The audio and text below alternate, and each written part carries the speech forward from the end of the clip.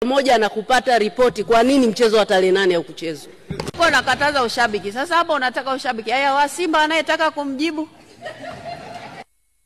Esther Matiko mjibu. Nashukuru Mheshimiwa Spika, kama alivyojibu naibu waziri, lazima tuheshimu kanuni ambazo zinagaidi mchezo wa mpira wa miguu tuweze kukuza vipaji. Tusiweke ushabiki. Mheshimiwa Festo Sanga, moja kwa moja kwenye swali. Mheshimiwa Waziri, kuimarisha timu ya taifa ni pamoja na kuhakikisha kwamba sheria na taratibu za michezo zinafuata nchini. Ligi yetu inaelekea mwisho, lakini kumekuwa na mvutano wa hizi timu mbili na viongozi wa TFF. Ipi kauli ya serikali?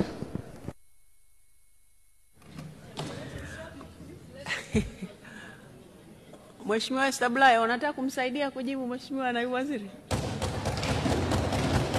Mheshimiwa Naibu Waziri, majibu. Nakushukuru Mheshimiwa Spika. Kama ambavyo unafahamu, shughuli za mchezo wa mpira wa miguu zina mamlaka zake za kimataifa na za kitaifa.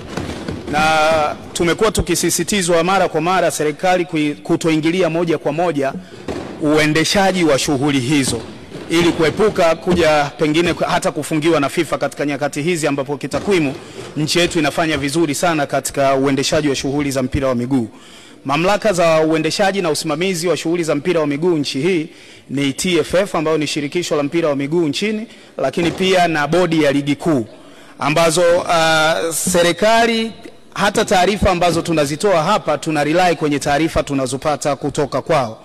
Kuhusu mchezo anaosema, tunafuatilia kwa karibu jinsi ambavyo mgogoro huu unaendelea kutatuliwa, lakini huku tukijaribu kwa kiwango kikubwa kabisa kutoingilia moja kwa moja maamuzi ya TFF na bodi ya ligi.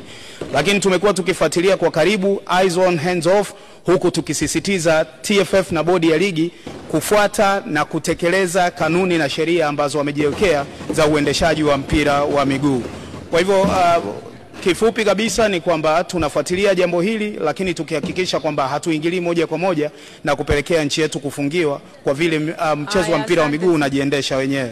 Asante. Mheshimiwa Establaya, hebu sema unayosema kwenye kisemeo.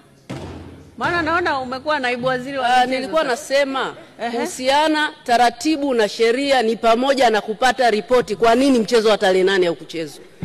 Sasa wewe ndio ulikuwa unakataza ushabiki. Sasa hapo unataka ushabiki. Haya wa Simba anayetaka kumjibu. Esther Matiko mjibu.